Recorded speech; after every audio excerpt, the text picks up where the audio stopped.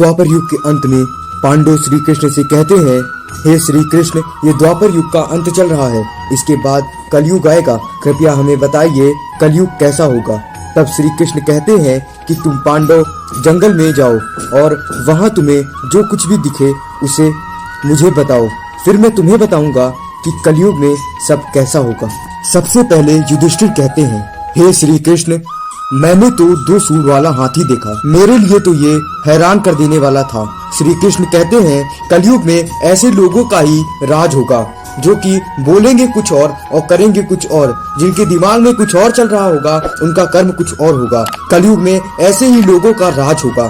फिर अर्जुन कहते हैं, मैंने जो देखा वो इससे भी ज्यादा हैरान कर देने वाला था। मैंने देखा एक पक्षी जिसके ऊपर वेद लिखे हुए हैं, वो मुर्दे का मांस खा रहा था।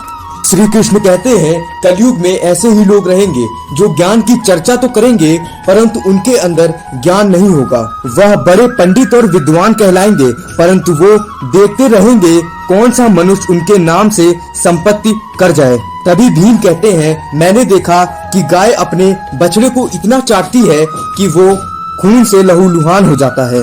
श्री कृष्ण कहते हैं, कलयुग का मनुष्य शिशुपाल हो जाएगा। माँ की ममता अपने बच्चे के लिए इतनी बढ़ जाएगी कि उन्हें अपने विकास का समय ही नहीं मिलेगा। मोह माया में घर बर्बाद हो जाएगा।